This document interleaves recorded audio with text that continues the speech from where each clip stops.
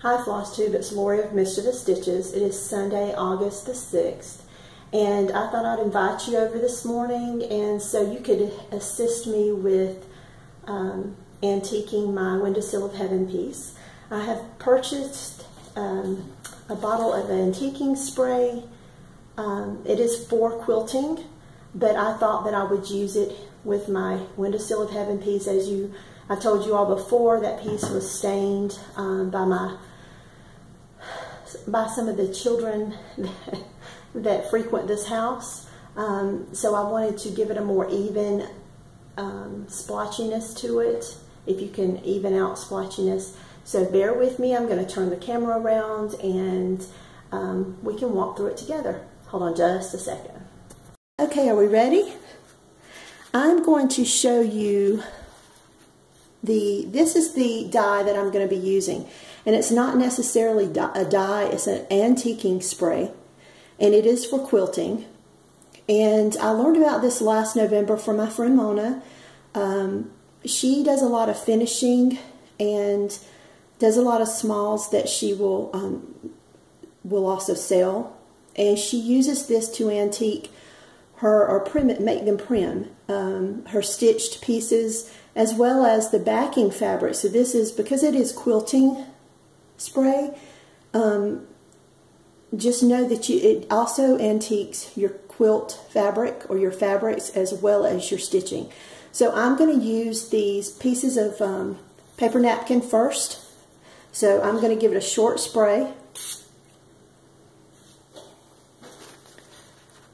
I have shaken the bottle. Shaking the bottle does make a difference. You can see these little dots of more concentrated dye.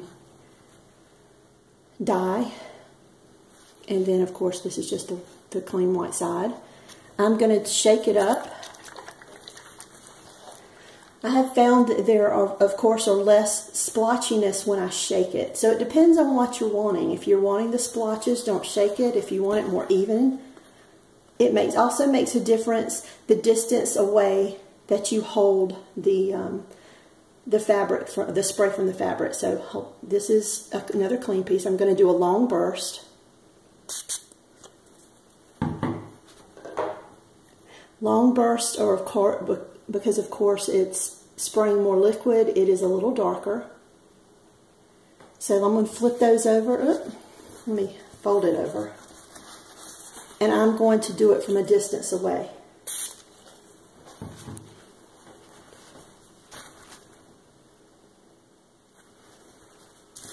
I did play around with it with fabric, and of course paper is going to soak it up a little. It's going to be more concentrated for some reason on a piece of paper than it will be the fabric. I did have extra fabric around the edges of my piece, so these are the clean pieces of fabric. I'm going to spray for you, but I did spray these 3 pieces. This was just a short burst from a distance away, just kind of misted it. Let me put it up next to this because you can see. It's not real noticeable. This piece was sprayed close up, but yeah, it goes like that.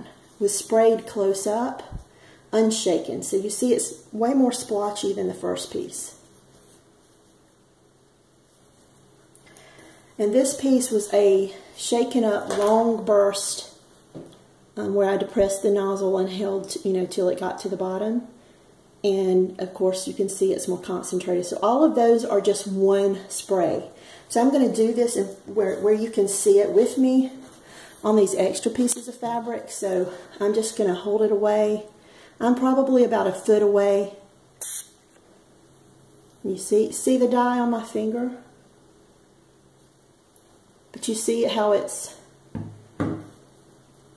Unfortunately, the camera is not bringing it out as true as it should be, but I can tell that it has been sprayed, but it takes a minute, meaning that because it is liquid, it's making its way through the fabric or dispersing through the fabric slowly. And I'm going to do a close-up spray. And I depress the nozzle all the way down, and you can see. So if you want more general splotches, that's the way to go. And then I'm going to put it down and just mist from above. That was about 8 inches away. I wish you could see it better because I can tell through my phone camera it's not. So here are the 3 that we just did.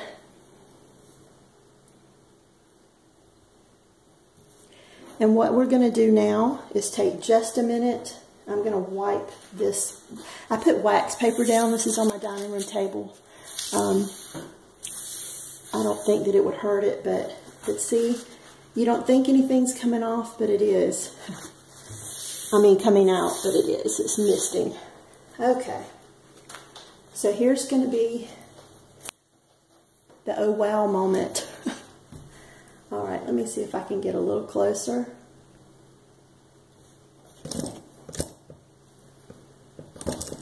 Okay, you can see where I have talked about this piece, there were stains in it from the children. I'm calling them children even though they're young adults. Had spilt something on it. Silly me for leaving it out in my house, but anyway, so I'm just going to give it a light mist from above. I'm going to be about 2 feet above it and just kind of spray it kind of evenly.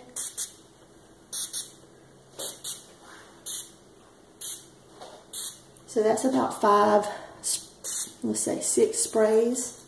And I'm going to let it soak for just a second. And I can see already kind of the splotchiness where droplets of the dye hit. But I'm kind of wanting to match the stains that are here because they're a little darker. And that's going to mean that I need to get a little closer. So bear with me. We're going to give it another few sprays. So I'm not going to spray here. I've already got a stain. So how about that?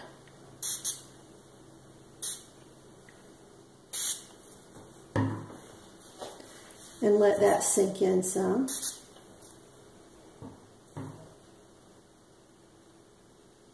I don't know about you guys, but I'm liking it better already, and I'm hoping you can see. When I'm done spraying it, I will hold it up in front of the camera, and we'll see if we can get a truer picture of the dye. But I'm going to spray it a little more.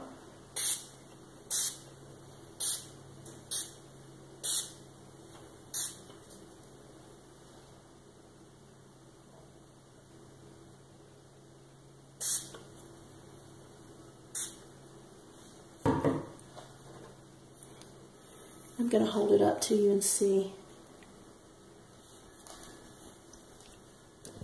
I'm going to spin you around, okay? Hold on. Okay, I turned it around and this is what I have. Is that right? Yeah, this is what I have. So you can see some of the splotchiness from the dye droplets. You can still see the original stain there at the bottom right. I am going to spray it a little bit more. I think it needs to be a little darker. And like I said, as it sits and the dye soaks up into the fabric, it lightens. Of course, number 1, it's wet, and number 2, it's, I guess, giving the dye time to permeate the fiber threads.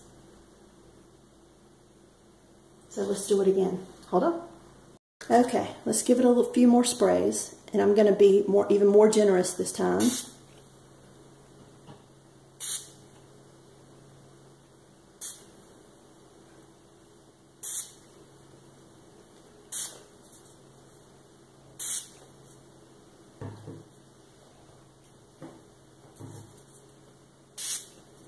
I think I'm just plain changing the color of the whole fabric piece, but once again, the camera is not doing a good job of picking this up. Let me turn on the dining room light. Hold on just a second. Nope, that drowns it out even more. And you can feel that it's still, you know, of course, a little bit damp. Can you see?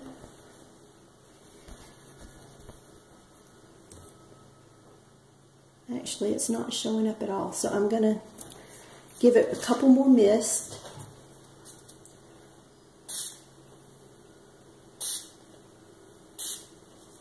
And I'm going to to turn it back around again. Hold on. So here we go. So this is it. I just thought I'd share that with you and do it along with you. Like I said, I've not done it before. I've only played with the corners of the actual fabric and paper towels. From what little bit I have done, I will say I would use wax paper or something beneath the surface to soak up any residual spray dye that is on the table. And I need to say antiquing spray because that's what it is. So you want to use something beneath your piece. And I would recommend using, like I did, the corners of the fabric. So either the actual fabric that you use would probably be ideal because you don't know how the colors are going to, especially if it's already dyed, how it's going to work. Or use some other comparable fabric. If you're using Lugana, then of course, if you have a spare piece of Lugana, use that. Because I know different weaves of fabric, different types of fabric will soak these the antiquing spray up differently, or like I did with the paper towels, I'd also kind of play around with the spray as far as depressing the nozzle, whether you want to do a short burst or kind of like putting on hairspray. You're going to do one short burst if you just have one piece you want to hold, then you're curling your hair with a curling iron, or if you're spraying your whole head, of course you're going to hold and depress it for a while as you move it around. So that's what I mean. Play around with that as well as shaking and not shaking. It does make a difference. Actually, I'm going to spray some actually on the wax paper because I want you to see how it, give you a better idea of the dye. So hold on. You see that? See the droplets there?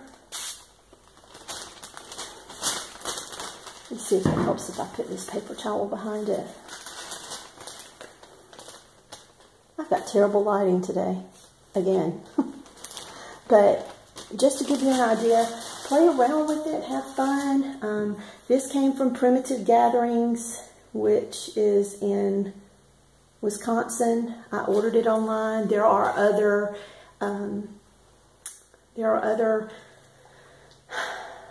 places that you can get it. I know that I saw it at the Quilting Expo last weekend, or the weekend before last.